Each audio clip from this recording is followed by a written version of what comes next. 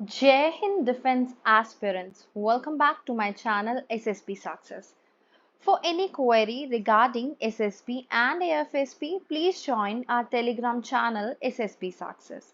So today we are going to cover an important topic that was in news that is related to the problem with India's multi-alignment stand. It is very important for your upcoming SSB and AFSP. So let's get started with our topic. से context से शुरू करते हैं। क्या है context? अगर हम context की बात करें, चाइना के जो रीसेंट मीडिएशन एफर्ट्स हैं किस चीज के लिए, रशिया यूक्रेन वॉर को रिजॉल्व करने के लिए, वो फिर से जो है स्पॉटलाइट में आए हैं और इंडिया की जो अप्रोच है वो देखने मतलब सामने आई है।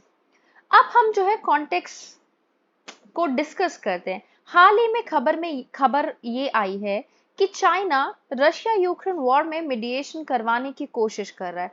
कुछ दिनों पहले ही चाइना ने सक्सेसफुली एक तरफ ईरान और दूसरी तरफ सऊदी अरेबिया, इन दोनों के बीच में मीडिएशन कराई, जो कि बहुत मुश्किल काम भी था। देखो, अभी तक अगर हम बात करें ना, चाइना का क्या स्टैंड रहा है। देखो, चाइना का जो स्टैंड रहा है रशिया यूक्रेन वॉर में, उसको डिस्कस कर लेते हैं। चाइना ने शुरू में ये कहा कि जो नाटो है ना, नाटो कहीं ना कहीं नाटो का एक्सपेंशन को ब्लेम किया गया वॉर के लिए।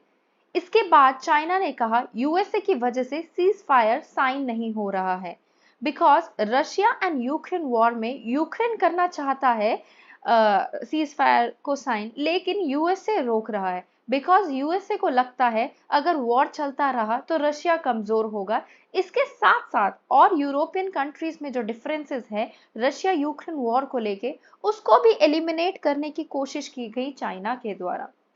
देखो, ये सारी जो बातें थी ना, वो हमने ये दिखाई कि चाइना का क्या पर्सपेक्टिव है।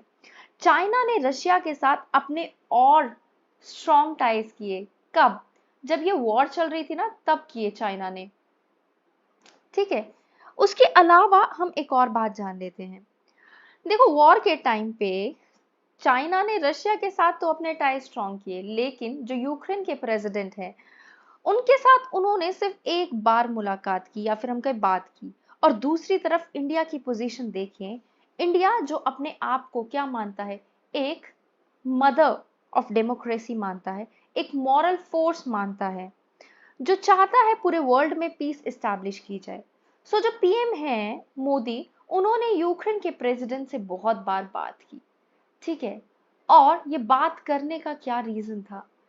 देखो, अगर हम बात करने के रीजन की बात करें तो पीएम मोदी जो है वो ये दिखाना चाहते थे कि वो यूक्रेन के साथ है, वो अपनी सॉलिडारिटी को एक्सप्रेस करते हैं। इवन पुतिन को इंडिया ने साफ बोल दिया कि ये जो टाइम है ना, वो वॉर का नहीं है। और ये स्टेटमेंट जब इंडिया ने पुतिन को बोली कि ये टाइम वॉर का नहीं है, तो पुतिन को इस स्टेटमेंट के जरिए क्रिटिसाइज किया गया और इस स्टेटमेंट की तारीफ भी की गई यूएसए के डेलीगेट्स के द्वारा।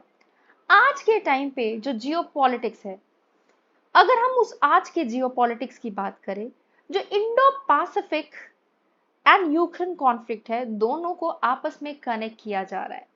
अब इसका रीजन क्या है, क्यों दोनों को इन दोनों चीजों को एक दूसरे के साथ कनेक्ट किया जा रहा है? देखो, बिकॉज जिस प्रकार से क्या किया, जिस प्रकार से इंडिया का जो मतलब जिस हमारा जो इंडिया रशिया के साथ हमारे टाइज अच्छे हैं ना, तो कहीं ना कहीं इंडिया का जो फ्रेंडली कंट्री है रशिया, उसने क्या किया, उसने अटैक किया यूक्रेन पे। राइट। यूक्रेन पे अटैक किया मतलब यूक्रेन विक्टिम है, Russia it's being aggressive country. तो चांसेस ये है जिस प्रकार से रशिया ने यूक्रेन पे अटैक किया, इन फ्यूचर चाइना भी क्या कर सकता है, चाइना भी अटैक कर सकता है। कैसे? देखो, इंडो पैसिफिक के साथ साथ वो ताइवान पे भी अटैक कर सकता है। इंडो पैसिफिक में तो वो खुद को एक्सपैंड करना चाह रहा है। सो बार बार पीएम मोदी का और जेलेंस्की के बीच में बात होना ये शो करता है कि इंडिया का जो स्टेटस है ना ग्लोबल पॉलिटिक्स में, वो बढ़ता हुआ नजर आ रहा है। हाल ही में क्या हुआ था, अगर हम हाल ही में एक और बात करें, एक यूक्रेन के तरफ से उनके डेप्यूटी डेप्यूटी प्राइम मिनिस्टर, जो sorry not deputy, foreign minister ने विजिट किया था इंडिया में। उन्होंने ये कहा कि इंडिया जो है वो खुद को विश्व गुरु बनाना चाहता है, और ये भी साफ है कि हम विक्टिम है, रशिया अग्रेसिव है। सो इंडिया को साफ साफ स्टैंड लेना चाहिए। उनकी ये स्टेटमेंट इसलिए आई बिकॉज इंडिया का ने कोई मॉरल स्टैंड नहीं लिया इस वॉर में। इंडिया ने अपनी न्यूट्रल पोजीशन दिखाई। ऑल्दो इंडिया ने स्टेटमेंट जरूर दी है, लेकिन इंडिया ने रशिया को कहीं से बायकॉट नहीं किया। इंडिया अभी भी रशिया से ऑयल परचेज कर रहा है। अब और देख लेते हैं, इश्यूज को एड्रेस कर लेते हैं। अगर हम इश्यूज को एड्रेस करें तो जो ये लैक ऑफ सॉफ्ट पावर की बात करते हैं, देखो एक रीसेंट स्पीच दी गई थी मोहन भगवत के द्वारा। उन्होंने ये कहा जैसे कि अब ऑल्दो इंडिया तो उतना डेवलप्ड कंट्री है नहीं, India it's a developing country.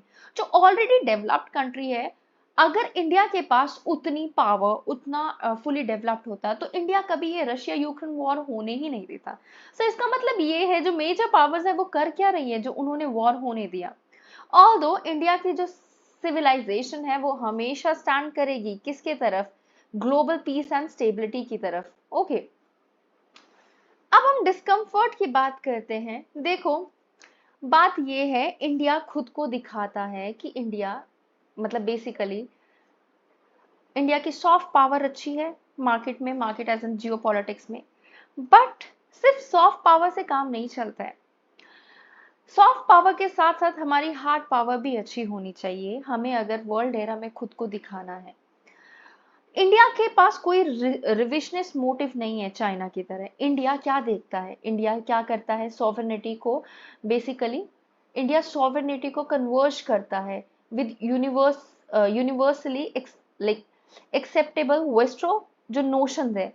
और इंडिया की जो बेसिकली क्लैश होता है इंडिया की कम्युनिस्ट चाइना के साथ थॉट, जो पर्सुएट है मल्टी अलाइनमेंट का, उसकी बात करें, हमने ये भी देखा है कि इंडिया चाहता है कि पुतिन ऐसा ना करे बिकॉज उनके अकॉर्डिंग, इंडिया के अकॉर्डिंग ये टाइम वॉर का नहीं है। और ये भी चाहता है इंडिया बहुत बड़ा रोल प्ले कर सकता है मीडिएटर का रशिया यूक्रेन वॉर के साथ, लेकिन इंडिया के एक्शन सफिशिएंट नहीं नजर आ रहे। इंडिया करेंटली लैक कर रहा है मटेरियल रिसोर्सेज में जो मैच कर पाए extent of China's economic and military potential. अगर हम कंक्लूजन की बात करें, इंडिया को इंश्योर करना चाहिए कि इंडिया कंडेम करे रशिया के बेलिग्रेंस को, और बेसिकली इंडिया को एज अ मीडिएटर बन के नजर आना चाहिए। ठीक है, इंडिया के टाइज रशिया के साथ कहीं ना कहीं डाउनवर्ड स्पाइरल में दिखते हुए नजर आएंगे, लेकिन ये जो पीस मिल डिस्टेंसिंग है रशिया से, वो इंडिया को मतलब ज्यादा थोड़ा बहुत हम ये कह सकते हैं स्ट्रगल तो होगा, लेकिन इंडिया जो है एक नेक्सस का काम करेगा रशिया एंड चाइना के बीच में जो बढ़ते हुए टाइज हैं उनको कंट्रोल करने के लिए। So guys, that was all. I hope you liked the video. If you like it, do like it, share it and subscribe our YouTube channel SSB Success. Your likes and comments motivate us to make more and more videos on time. Thank you everyone.